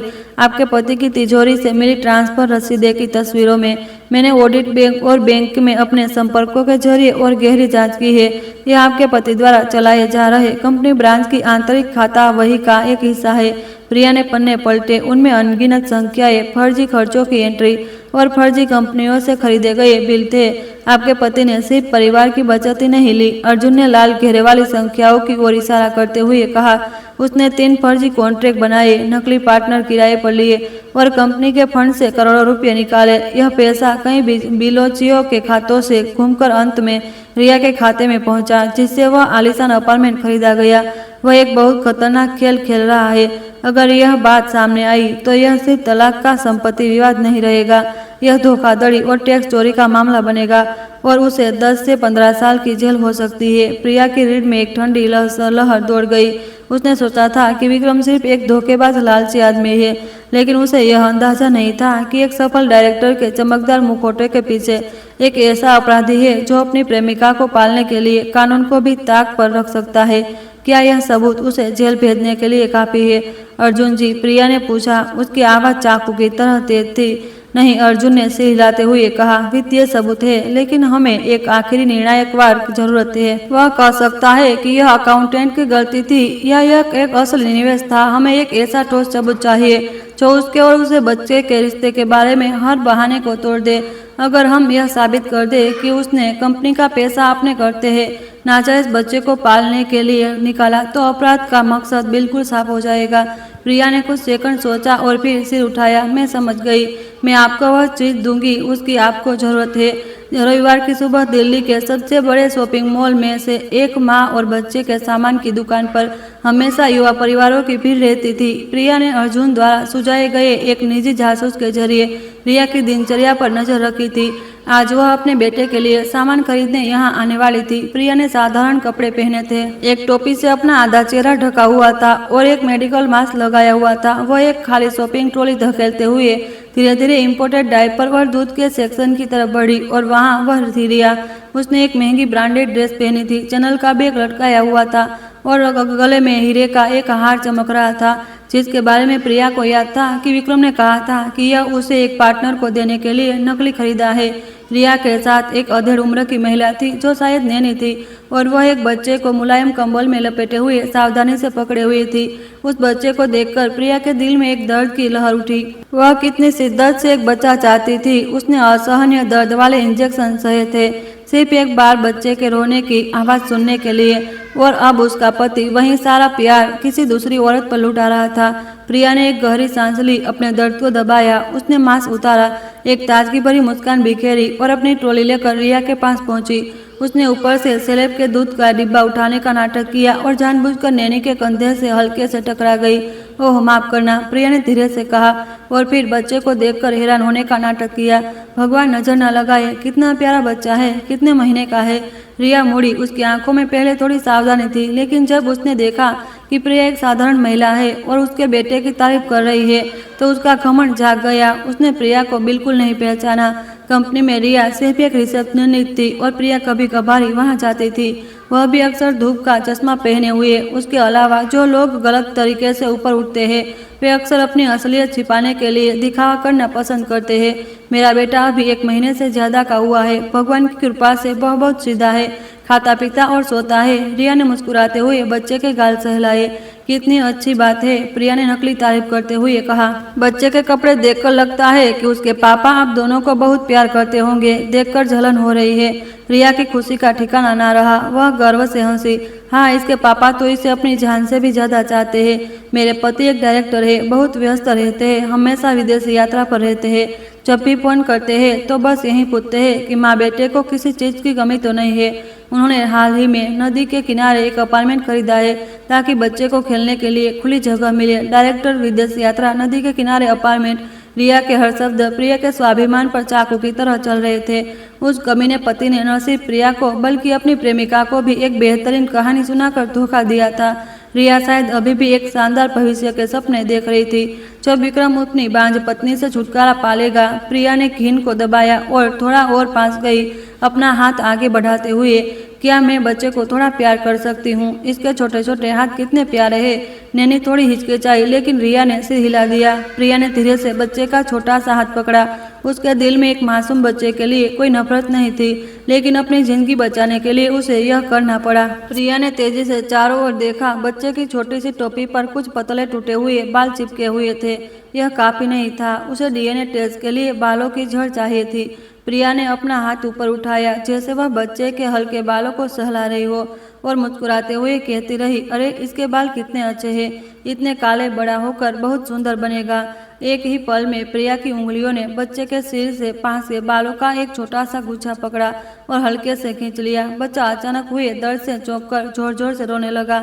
उसकी चीख ने दुकान की शांति भंग कर दी। अरे यह क्या हुआ? रिया घबरा कर आगे बढ़ी और नैनी के हाथ से बच्चे को ले लिया। प्रिया ने तुरंत अपना हाथ पीछे खींच लिया जिससे बालों के कुछ रेशे छिपे थे। उसने घबराने का नाटक किया। हे भगवान, शायद मैंने बच्चे को डरा दिया, माफ करना, मैं तो बस उसके बाल सहला रही थी, शायद मेरा हाथ थोड़ा सख्त है, माफ करना। रिया अपने रोते हुए बच्चे को चुप कराने में व्यस्त थी। उसने प्रिया को गुस्से से घूरा और मुंह फेर लिया। ठीक है, आप जाइए, बेचारा सो रहा था, उसे जगा दिया। प्रिया ने एक बार और माफी मांगी और अपनी ट्रॉली लेकर तेजी से चली गई। वह एक सुनसान गलियारे में पहुंची तो उसने अपनी हथेली खोली। 3 पतले बाल उसके पसीने से भीगे हाथ में थे। उसने सावधानी से अपने बैग से एक छोटी सी प्लास्टिक की चिप वाली थैली निकाली, बालों को उसमें डाला और थैली को कसकर बंद कर दिया। प्रिया का दिल किसी युद्ध के ढोल की तरह बज रहा था। आखिरी हथियार अब उसकी जेब में था। उसने अर्जुन को एक छोटा सा मैसेज भेजा, बच्चे का डीएनए सैंपल मिल गया है, टेस्ट की तैयारी कीजिए, खेल अब खत्म होने वाला है। बुधवार सुबह 10 बजे दिल्ली का आसमान भूरा था। सर्दियों की ठंडी हवा में अपार्टमेंट की खिड़कियों की दरारों से अंदर आ रही थी। प्रिया सोफे पर बैठी गर्म चाय की चुस्कियां ले रही थी कि उसका फोन वाइब्रेट हुआ। वकील अर्जुन का एक छोटा सा मैसेज था। टैक्स विभाग ने आज सुबह विक्रम की कंपनी ब्रांच में कुछ असामान्य बिलों की जांच शुरू कर दी है। वह इस वक्त आग पर बैठे कीड़े की तरह तड़प रहा होगा। वह जरूर तुमसे संपर्क करेगा। प्रिया धीरे से मुस्कुराई। उसके होठों पर एक ठंडी लकीर खींच गई। उसने मैसेज डिलीट कर दिया। सब कुछ ठीक वैसा ही हो रहा था जैसा अर्जुन ने अनुमान लगाया था। विक्रम को पैसों की सख्त जरूरत थी। वह अपनी प्रेमिका को पालने के लिए किए गए करोड़ों के घोटाले से बुरी तरह घबराया हुआ था। उसे एक सहारे की जरूरत थी और वह सहारा निश्चित रूप से वह संपत्ति थी जो अभी भी दोनों के नाम पर थी। दरवाजे के ताले में चाबी घूमने की आवाज ने उसके विचारों को तोड़ा। भारी लकड़ी का दरवाजा खुला। विक्रम सामने खड़ा था। उसने एक काले रंग का लंबा कोट पहना हुआ था और एक बड़ा सूटकेस खींच रहा था जिस पर एक नकली एयरलाइन के टैग लगे हुए थे। उसका चेहरा मुरझाया हुआ था, दाढ़ी बढ़ी हुई थी, जैसे कोई सफल आदमी दूर देश में अपनी पूरी ताकत निचोड़कर एक लंबी थका देने वाली उड़ान के बाद लौटा हो। अगर यह 1 साल पहले ही प्रिया होती तो वह दौड़कर उसे गले लगा लेती, रो पड़ती और उसका सामान उठाती। लेकिन आज की प्रिया बस चुपचाप बैठी रही, अपनी आंखें उस घटिया आदमी पर टिकाए हुए। एक औरत की तेज नाक ने उसे एक अजीब सी गंध का एहसास कराया। विक्रम ने तेज परफ्यूम के नीचे बच्चों के पाउडर और नवजात शिशु की उल्टी की एक हल्की सी गंध छिपी हुई थी। वह उस लोमड़ी की बाहों से दिल्ली के उसी घर से जो डायपर और दूध की गंध से भरा था सीधे यहाँ एक नाटक करने आया था। प्रिया यहाँ आओ, विक्रम ने चिल्लाकर अपना कोट सोफे पर फेंक दिया। उसकी आवाज में एक ऐसे पति का गुस्सा था जिसे धोखा मिला हो। बगल के कमरे का दरवाजा थोड़ा सा खुला और नेहा ने अपना सिर बाहर निकाला। उसकी आंखें सामने के दृश्य को देख रही थी। उसने डरने का नाटक करते हुए पीछे हटने की कोशिश की, लेकिन असल में वह कान लगाकर सब कुछ सुन रही थी। प्रिया धीरे से उठी। उसने अपनी आंखें झपकाई ताकि उनमें आंसू भर आए। विक्रम, आप अचानक कैसे आ गए? आपने बताया नहीं। मैं आपको एयरपोर्ट लेने आ जाती। क्या लेने आती? ताकि तुम्हें उस वकील के साथ अपने रंगरेलियां मिटाने का मौका मिल जाता। विक्रम आगे बढ़ा। उसकी आंखों में खून उतर आया था। उसने अपना फोन निकालकर प्रिया के मुंह के सामने कर दिया, जिस पर नेहा द्वारा भेजा गया अर्जुन के बिजनेस कार्ड का फोटो था। इसका जवाब दो। मैं जापान में अपना खून पसीना एक करके इस घर तो तुम्हारे भविष्य के लिए काम कर रहा था और तुम यहाँ फ्रेंच रेस्टोरेंट में डेट कर रही थी। तुम वहाँ दूसरे मर्दों की गाड़ी में घूम रही थी। तुमने मुझे बेवकूफ समझ रखा है। विक्रम का गुस्सा इतना सच्चा लग रहा था कि उसके माथे की नसें फूल गई थी। वह एक ही सब साथ पीड़ित और घर के मालिक होने का नाटक कर रहा था ताकि प्रिया पर दबाव बना सके, लेकिन प्रिया इस पल के लिए तैयार थी। उसने तुरंत कोई जवाब नहीं दिया। इसके बजाय उसके पैर कांपने लगे और वह ठंडे लकड़ी के फर्श पर गिर पड़ी। उनकी रोने की आवाज गूंजने लगी जो टूटी हुई और दर्द भरी थी। आप मुझ पर चिल्ला रहे हैं। आपको मुझ पर चिल्लाने का क्या हक है? प्रिया चीखी, अपने सीने पर हाथ मारते हुए। उसके आंसू मेकअप को बहा रहे थे। आप कहते हैं कि आप मेरी चिंता करते हैं। आप साल भर से गायब रहे, मुझे इस घर में अकेला छोड़ दिया है। जब मैं रात में बुखार से तपती थी तो आप मीटिंग में हूँ कर फोन काट देते हैं। जब मैं क्लिनिक के बाहर दूसरी औरतों को अपने पतियों के साथ देखती थी तो मैं सड़क पर खड़ी होकर रोती थी। हंस रहते थे। मेरा 2 बार गर्भपात हुआ। मेरा पूरा बिस्तर खून से सन रह गया था। आप कहाँ थे? आप उस ठंडे दूर देश जापान में अपने करियर के सपने देख रहे थे। प्रिया की आवाज रोते रोते बैठ गई। भले ही वह नाटक कर रही थी, लेकिन अतीत के दर्द को याद करके उसके आंसू सच्चे थे। अर्जुन साहब सिर्फ कंपनी के पार्टनर है। उन्होंने मुझे ऑफिस में बेहोश होते देखा तो घर छोड़ दिया। वह कार्ड तो उन्होंने पूरे डिपार्टमेंट को दिया था। आप बेवजह शक कर रहे हैं, दूसरों की बातों में आकर अपनी पत्नी को जलील कर रहे हैं। विक्रम चौंक गया। वह एक कदम पीछे हटा। उनके हिसाब से प्रिया एक कमजोर, आसानी से काबू में आने वाली औरत थी। वह अपने गुस्से से उसे डराकर अपनी बात मनवाना चाहता था, लेकिन प्रिया का यह उग्र रूप उसकी उम्मीद से बाहर था। अगर मैंने इसे ज्यादा दबाया तो यह तलाक और संपत्ति के बंटवारे की मांग कर देगी और सब कुछ बिगड़ जाएगा। विक्रम ने मन ही मन सोचा। वह जानता था कि टैक्स विभाग कंपनी की जांच कर रहा है। उसे पैसे की जरूरत थी और उस घाटे को भरने के लिए संपत्ति को बचाना था। विक्रम का मुखौटा तुरंत बदल गया। एक गुस्सेल पति से वह एक नरम आवाज वाला आदमी बन गया। वह फर्श पर बैठा और प्रिया के कांपते कंधों को पकड़ लिया। चलो चलो, माफ कर दो। मैं लंबी यात्रा से आया हूँ। दिमाग थका हुआ था, इसलिए खुद पर काबू नहीं रख सका। माँ ने फोन करके रोते हुए बताया कि तुम्हारा किसी और के साथ चक्कर चल रहा है।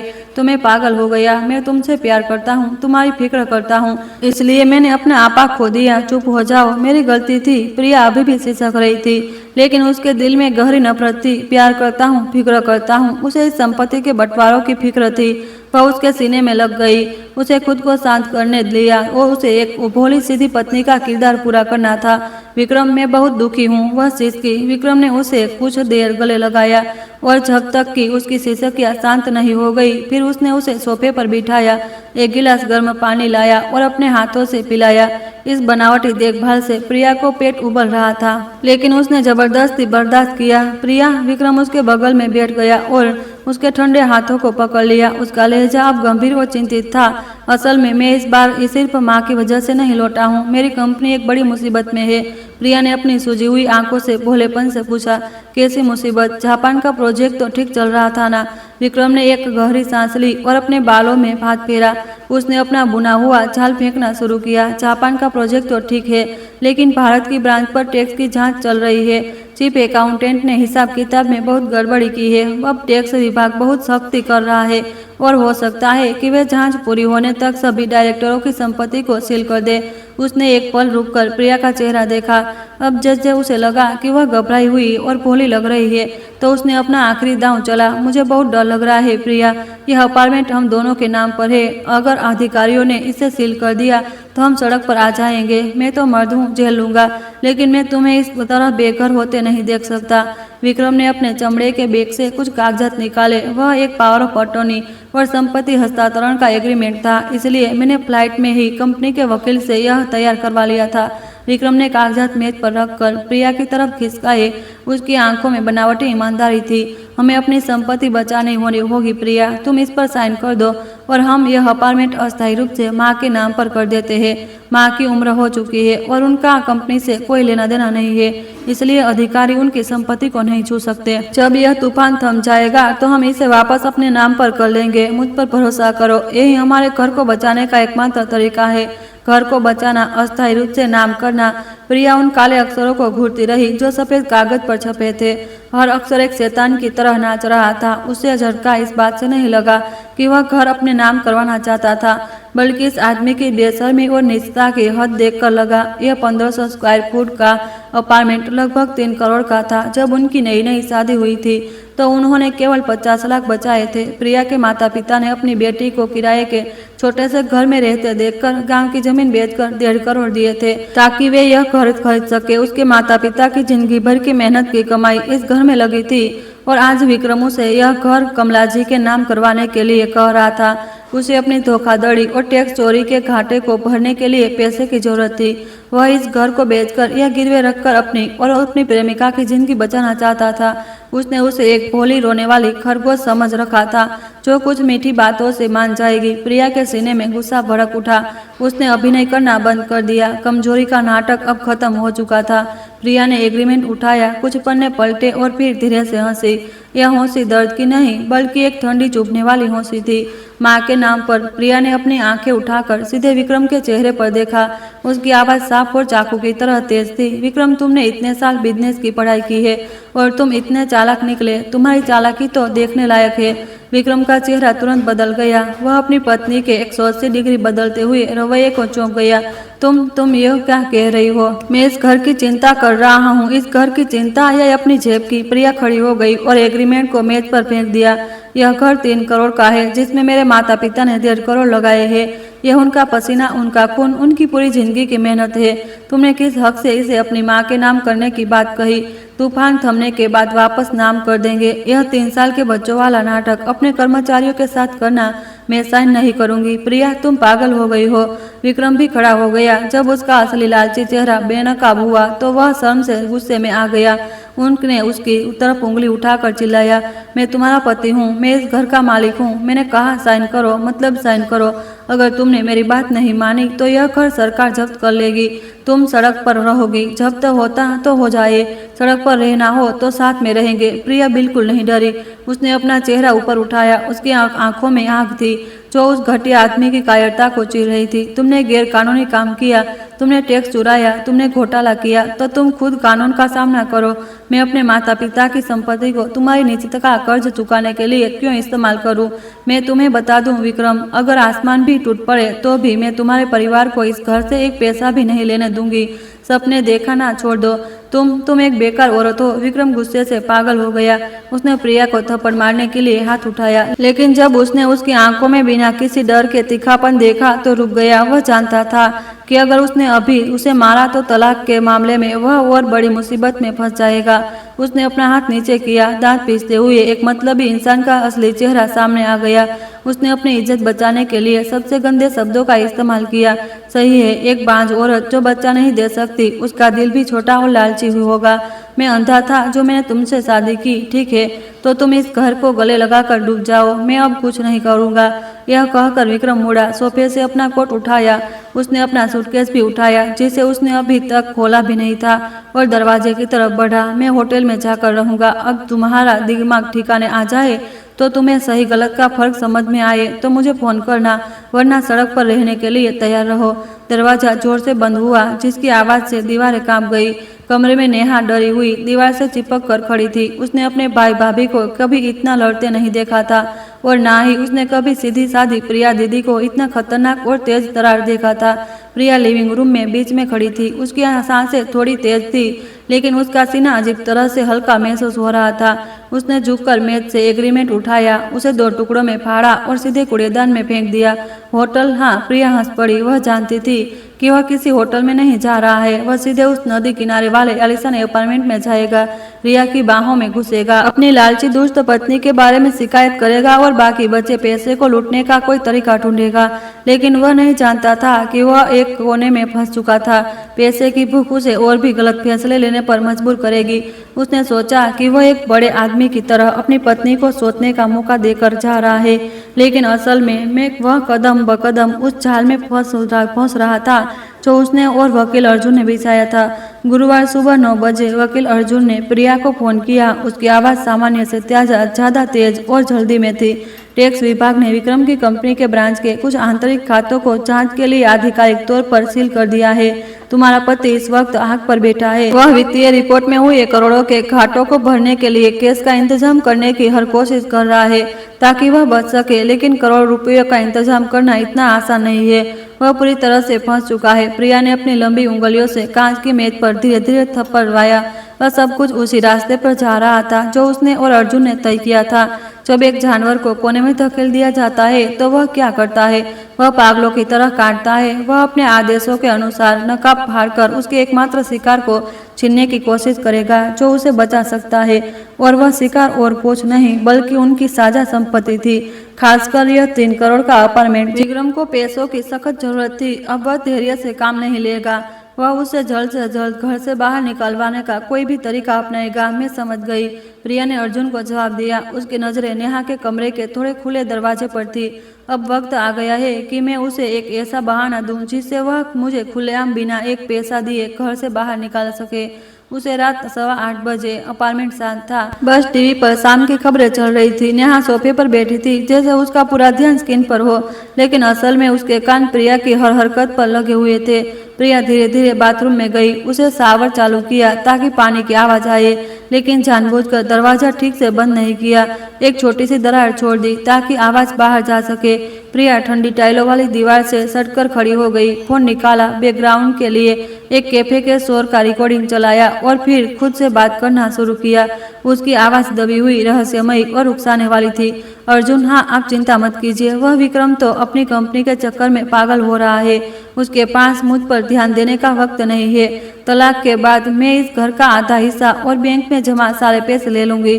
फिर मैं सारे पैसे आपके पास ले आऊंगी। हम मिलकर अपनी कंपनी खोलेंगे जैसा आपने वादा किया था। मैं उस घर में बहू बनकर थक गई हूँ। वो विक्रम घमंडी है और मेरे लिए वक्त भी नहीं निकालता। आप जितने प्यार नहीं करे। और हाँ, थोड़ी देर में मैं कोई बहाना बनाकर आपसे मिलने आती हूँ।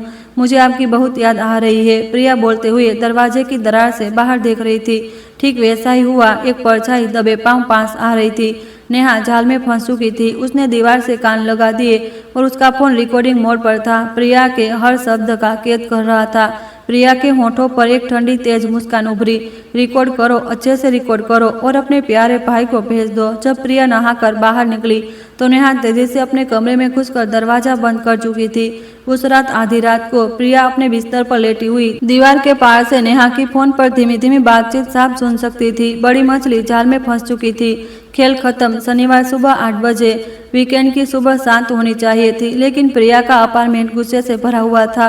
उसने जैसे ही नाश्ते की मेज सजाई, ताला जोर से खुला और दरवाजा दीवार से जा टकराया। विक्रम अंदर आया। उसके पीछे कमला जी थी। दोनों के चेहरे पर ऐसा भाव था जैसे वे कर्ज वसूलने आए हो। गुस्सेल, आक्रामक और जीत के नशे में चूर नेहा भी अपने कमरे से निकलकर कमला जी के पास छिपे गई। उसकी आंखों में प्रिया के लिए गहरी नफरत थी, जैसे कह रही हो, अब तुम गई। विक्रम, माँ, आप लोग यहाँ क्या है? प्रिया ने घबराने का नाटक किया। हाथ से चम्मच छूट गया और वह एक कदम पीछे हट गई। धड़ाम। विक्रम आगे बढ़ा और मेज पर कुछ कागजात फेंके, जिससे दूध का गिलास गिर गया और सफेद दूध कांच की मेजों पर फैल गया। उसने अपना फोन निकाला और उस रिकॉर्डिंग को फुल वॉल्यूम पर चला दिया जो नेहा ने भेजी थी। प्रिया की आवाज पूरे कमरे में गूंज रही थी। तलाक के बाद मैं इस घर का आधा हिस्सा ले लूंगी। मैं सारे पैसे आपके पास ले आऊंगी। रिकॉर्डिंग खत्म होते ही विक्रम ने प्रिया को घूरा। उसके माथे पर नसें उभर आई थी। उसने एक धोखा खाए हुए पति का इतना शानदार अभिनय किया कि अगर प्रिया को पहले से सब कुछ पता ना होता तो वह तालियां बजा देती। सुना तुमने, यह है वह सीधी सादी सहनशील पत्नी जिसे मैं इतने सालों से पाल रहा था। विक्रम गरजा।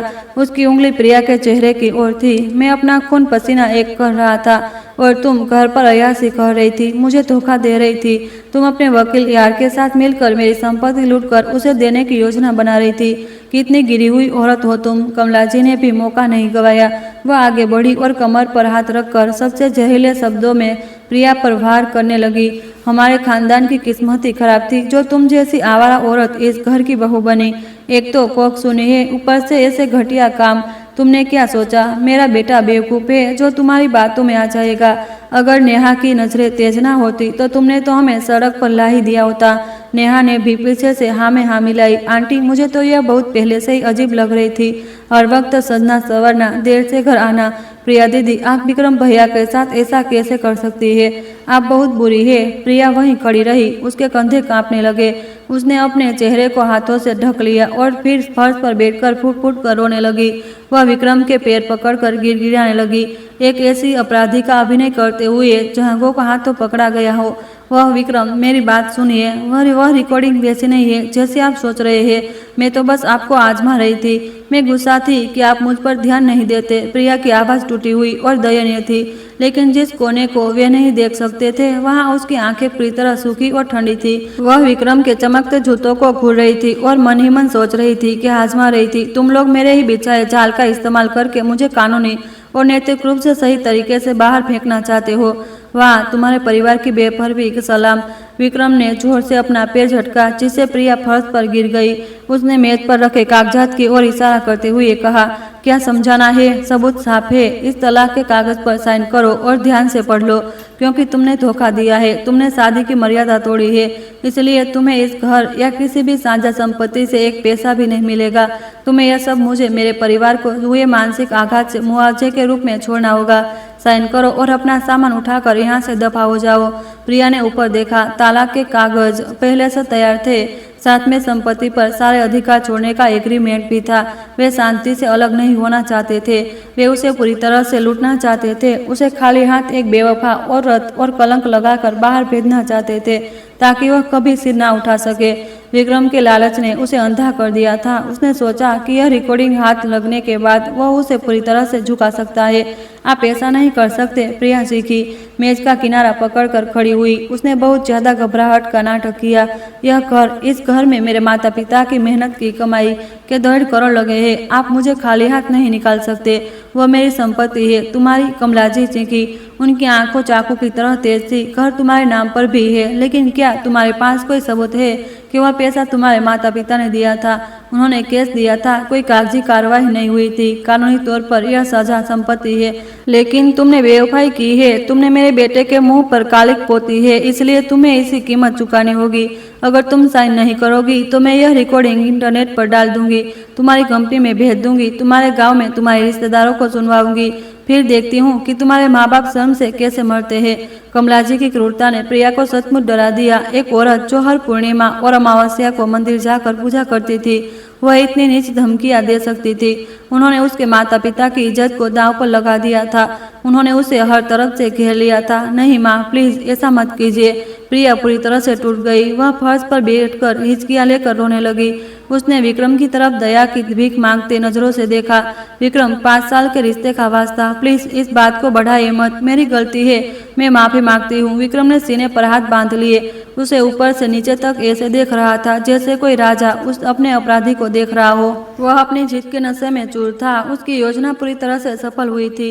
उसने अपनी बांझ पत्नी से छुटकारा पा लिया, अपनी कंपनी बचाने और रिया और उसके बच्चे के लिए एक बड़ी संपत्ति हासिल कर ली और सारा दोष प्रिया पर मर दिया। वह पीड़ित थी और वह अपराधी थी। अगर तुम चाहती हो कि मैं यह बात गुप्त रखूं तो तुरंत साइन करो और आज ही यहाँ से निकल जाओ।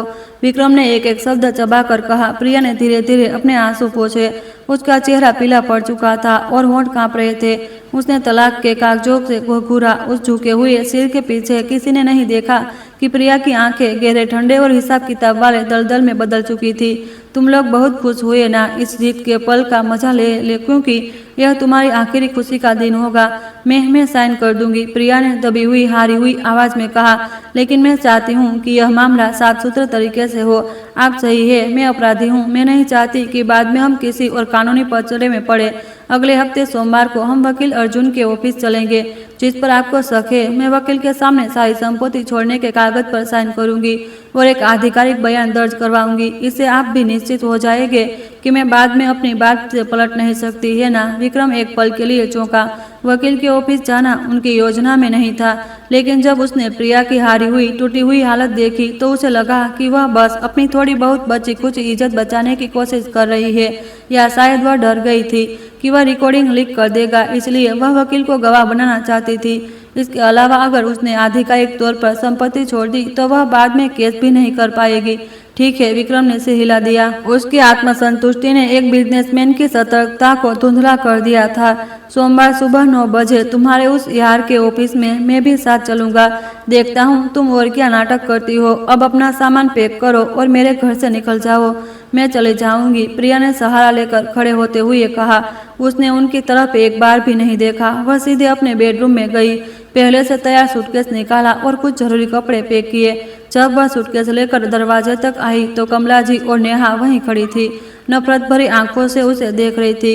विक्रम किसी को फोन पर खुशखबरी सुना रहा था, शायद रिया को।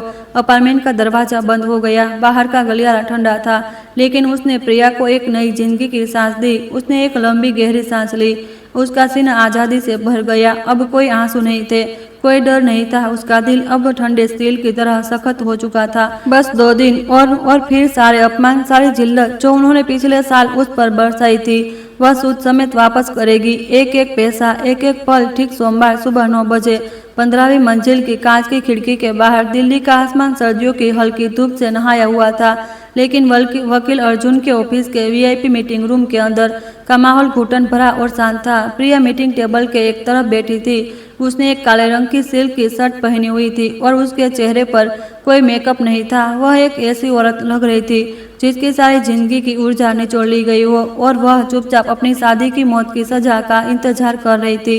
वकील अर्जुन उसके बगल में बैठा था, शांत और अपनी फाइलों को पलट रहा था। कांच का दरवाजा खुला, विक्रम अंदर आया। उसके ठीक पीछे कमला जी थी। आज विक्रम बहुत सजा धजा था। उसने एक महंगा ग्रे सूट पहना था, बाल जेल से संवारे हुए थे और माथे पर एक घमंडी डायरेक्टर का भाव था।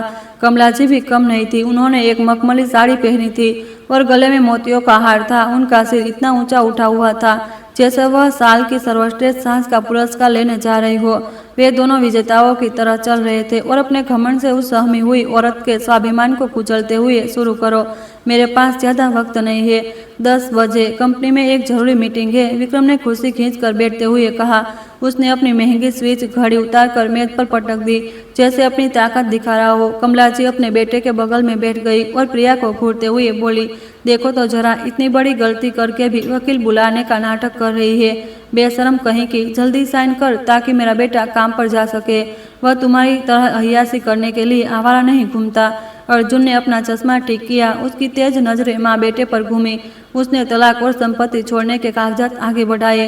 विक्रम जी, अर्जुन की आंख शांत और लेकिन प्रभावशाली थी। आपके दस्तावेज के अनुसार मेरे क्लाइंट प्रिया जी खाली हाथ जाएंगी और 3 करोड़ का अपार्टमेंट और साझा बचत खाते का पूरा अधिकार छोड़ देगी। आपने वजह बताई है कि प्रिया जी ने शादी की मर्यादा तोड़ी है। क्या आपके पास इसका कोई कानूनी सबूत है या सिर्फ एक स्पष्ट रिकॉर्डिंग? विक्रम ने मेज पर हाथ मारा। यही सबूत काफी नहीं है क्या? उसने खुद कहा है कि वह पैसे लेकर अपने यार को देगी। तुम उसके वकील हो तो तुम उसे पलटने के लिए उसका उकसाओगे। मैं तुम्हें बता दूं, अगर यह रिकॉर्डिंग बाहर आई तो उसे मुंह छिपाने की जगह नहीं मिलेगी। अगर आज उसने साइन नहीं किए तो हम अदालत में मिलेंगे और मैं उसे पूरी दुनिया के सामने जलील करूंगा। हाँ, कमला जी ने भी हाँ में हाँ मिलाई। साइन करती हो या नहीं, वरना मैं तुम्हारे गांव में तुम्हारे माँ बाप को फोन करती हूँ, फिर देखती हूँ तुम्हारा खानदान कैसे सिर उठाकर जीता है। प्रिया चुपचाप सिर झुकाए बैठी रही। उसके कंधे हल्के हल्के कांप रहे थे। उसने अपने चेहरे को हाथों से ढक लिया और सिसकियां लेने लगी। विक्रम और कमला जी की नजरों में यह एक हारे हुए इंसान का डर था। विक्रम मुस्कुराया और अपने महंगा पेन प्रिया की तरफ बढ़ाया। साइन करो, रोने से कुछ नहीं होगा। 1 सेकंड, 2 सेकंड, 3 सेकंड। अचानक प्रिया की सिसकियां थम गई। उसने धीरे धीरे अपने हाथ नीचे किए। उसके चेहरे पर एक भी आंसू नहीं था। इसके बजाय उसकी आंखों, जो कल तक कमजोर और दया की भीख मांगती थी, अब ठंडी, गहरी और 2 तेज धार वाले चाकुओं की तरह चमक रही थी। उसने एक गहरी सांस ली। उसने विक्रम का पेन उठाया लेकिन साइन नहीं किया। उसके होठों पर एक टेढ़ी व्यंग्यात्मक मुस्कान उभरी। विक्रम, प्रिया की आवाज़ साफ और डरावनी शांति से भरी हुई थी। इससे पहले कि मैं अपने माता पिता की मेहनत की कमाई पर साइन करूं, क्या तुम अपनी 1 साल की जापान की मेहनत का फल नहीं देखना चाहोगे? विक्रम चौंक गया। उसके चेहरे पर विजयी मुस्कान जम गई। तुम क्या बकवास कर रही हो सर? प्रिया ने अपने बैग से एक बड़ा लिफाफा निकाला और मेज पर फेंक दिया। लिफाफा खुल गया और रंगीन बड़ी बड़ी तस्वीरें कांच की मेज पर फिसलकर विक्रम और कमला जी के सामने रुक गई। वह तस्वीर अस्पताल के VIP रूम 305 के दरवाजे की दरार से ली गई थी। उसमें विक्रम बिस्तर पर बैठा एक नवजात बच्चे को गोद में लिए हुए था और प्यार से रिया को देख रहा था। दूसरी तस्वीर में कमला जी खुशी खुशी डायपर की टोकरी लिए हुए थी और भी कई तस्वीरें थी जिनमें विक्रम रिया के साथ दिल्ली के शॉपिंग मॉल और रेस्टोरेंट में घूम रहा था। उसी समय जब वह जापान में होने का नाटक कर रहा था। मीटिंग रूम में जैसे हवा खत्म हो गई। विक्रम का चेहरा सफेद पड़ गया, जैसे कोई लाश हो। उसकी आंखें तस्वीरों पर ऐसे टिकी थी जैसे उसके कोई भूत देख लिया हो। कमला जी जैसे सदमे में आ गई। वह कांपते हुए बोली, ये तुमने मेरे बेटे पर नजर रखी? तुम्हारी हिम्मत कैसे हुई? नजर रखी? प्रिया हंसी। उसकी हंसी तीखी और कड़वी थी। वह खड़ी हुई, मेज पर हाथ रख कर आगे झुकी और अपनी अधिकारी भरी नजरों से उन घबराए हुए लोगों को देखा। तुम लोगों ने 1 साल तक मुझसे झूठ बोला, वीडियो कॉल के लिए नकली बैकग्राउंड बनाया। तुमने क्या सोचा था? मैं एक बेवकूफ़ हूँ? तुम्हारा जापान तो बहुत छोटा निकला विक्रम, इतना छोटा कि वह दिल्ली के एक आलीशान अपार्टमेंट में सिमट गया। चुप रहो, यह सब झूठ है, यह तस्वीर नकली है। तुमने मुझे फंसाने के लिए सबूत बनाए हैं। विक्रम घबरा कर चिल्लाने लगा और तस्वीरों को फाड़ने की कोशिश करने लगा। तुम्हें और असली सबूत चाहिए? मैं तुम्हें दिखाती हूँ। प्रिया ने ठंडेपन से उसका हाथ हटाया। उसने एक और फाइल निकाली जिसमें घर खरीदने का एग्रीमेंट था। यह 4 करोड़ का अपार्टमेंट रिया के नाम पर। और यह प्रिया ने बैंक के ट्रांसफर की रसीदें का एक बंडल फेंका। तुम्हारी कंपनी के खातों और हमारे जॉइंट अकाउंट से पैसा जी ने तुम्हें फर्जी कॉन्ट्रैक्ट के जरिए निकालकर उस लोमड़ी के लिए प्यार का महल बनाने में लगाया। अब बताओ, बेवफा कौन है? किसने परिवार का पैसा अपनी प्रेमिका पर लुटाया? बोलो। इन ठोस सबूतों ने विक्रम के हर बहाने को चकनाचूर कर दिया। वह कुर्सी पर गिर पड़ा। उसके माथे पर पसीने की बूंदें थी। कमला जी ने अब देखा कि बाजी पलट गई है तो उन्होंने चिल्लाना शुरू कर दिया। तो क्या हुआ? मर्द की 5 पत्नियां भी हो सकती है। जो बेटा दे वही असली बहू है। तुम तो एक बांझ पेड़ हो जिस पर कभी फल नहीं लगेगा। अगर तुम हमारे खानदान को वारिस नहीं दे सकती तो मेरे बेटे को बाहर जाना ही पड़ेगा। उसने अपने बेटे के लिए घर खरीदा, इसमें क्या गलत है? क्या गलत है? प्रिया ने दांत पीसे। अपनी भांजी को जासूस बनाकर भेजा और मुझे बेवफा साबित करके खाली हाथ निकालने की साजिश रची। आपके इस धर्म से तो शैतान भी डर जाए। विक्रम ने अपनी बच्ची खुची हिम्मत जुटाई। तो क्या हुआ? अगर तुम्हारे पास सबूत है, तुम्हें तलाक और संपत्ति चाहिए ना? ठीक है, मैं तुम्हें यह घर देता हूँ। बाकी पैसा कंपनी का था, निवेश में डूब गया। तुम उसे नहीं मांग सकती। ज्यादा से ज्यादा अदालत में देख लेंगे। उसी समय वकील अर्जुन ने धीरे से खांसा। वह खड़ा हुआ। माफ करना विक्रम जी, शायद आप अभी भी अपनी स्थिति को समझ नहीं पाए हैं। अर्जुन ने एक हल्की सी मुस्कान दी, लेकिन उसकी आंखें बर्फली थी। उसने एक और मोटी फाइल मेज पर रखी। यह तलाक का मामला नहीं रहा। आज सुबह आर्थिक अपराध जांच एजेंसी को एक गुमनाम लिफाफा मिला है जिसमें आपकी कंपनी की खाता वही, 3 फर्जी कॉन्ट्रैक्ट और 4 नकली कंपनियों के बिल है जिनमें आपसे लगभग 5 करोड़ का गबन और टैक्स चोरी की है। यह रकम ठीक उतनी ही है जितनी आपने रिया पर खर्च की है। विक्रम का चेहरा भूरे से राख हो जैसा हो गया। अर्जुन ने अपना आखिरी वार किया। धोखाधड़ी और गबन के अपराध में 1 करोड़ से ज्यादा की रकम के लिए आपको 20 साल या आजीवन कारावास हो सकता है। अब आप सोचिए, आपको जेल में कितने साल बिताना पड़ेगा? नहीं, यह नहीं हो सकता। विक्रम लड़खड़ा गया। वह कुर्सी पर गिर पड़ा, सिर पकड़कर। प्रिया उसके सामने आकर खड़ी हो गई। अब खेल के नियम बदल गए हैं। तुम यह बकवास तलाक का कागजात वापस लो। अब मैं अर्जी दूंगी। तुम तुरंत इस 3 करोड़ के अपार्टमेंट का पूरा मालकीना हक मेरे नाम करोगे। बचत के पैसे में तुम्हें कंपनी का नुकसान भरने के लिए दान में देती हूँ। तुम मेरी संपत्ति लूटना चाहती हो? विक्रम ने कांपते हुए कहा। वह मेरे माता पिता का पैसा है, मैं सिर्फ अपना हक ले रही हूँ। प्रिया ने दांत पीस कर कहा। और तुम्हारे पास कोई विकल्प नहीं है। अगर तुम आज ही साइन करके इसे मेरे नाम करते हो तो यह असली फाइल कभी पुलिस तक नहीं पहुंचेगी, वरना आज दोपहर 3 बजे पुलिस तुम्हें तुम्हारी कंपनी से गिरफ्तार कर लेगी। चुन लो, एक घर या जिंदगी के 15 साल। जेल में विक्रम ने अपनी आंखें बंद की ली। वह हार चुका था बुरी तरह से। उसने कांपते हाथों से पेन उठाया और अपनी आज़ादी के बदले अपनी पूरी संपत्ति छोड़ने का कागज पर साइन कर दिए। लेकिन खेल अभी खत्म नहीं हुआ था। जैसे ही विक्रम ने साइन किए, कमला जी अचानक आगे बढ़ी। अपने बेटे को एक ऐसी बहू के हाथों लूटते देखकर जिसे वह हमेशा नफरत करती थी, वह पागल हो गई। वह चिल्लाई, ले जा सब कुछ डायन, तूने मेरे बेटे को बर्बाद कर दिया।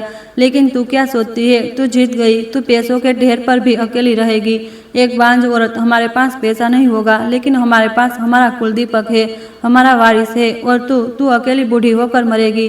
विक्रम ने भी अपनी लाल आंखों से प्रिया को घूरा। बहुत चालाक हो तुम प्रिया, लेकिन खुश मत होना। मैं यह घर तुम्हारी खराब भोग से मुआवजे के रूप में मैं तुम्हें देता हूँ।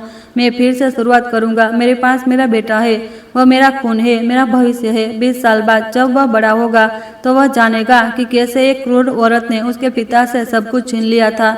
मैं तुम्हें जीने नहीं दूंगा। इन जहरीले शब्दों से प्रिया को कोई फर्क नहीं पड़ा। वह बस वहाँ खड़ी रही। उसकी पीठ सीधी थी, एक रानी की तरह। उसके होठों पर एक खूबसूरत मुस्कान खिल उठी।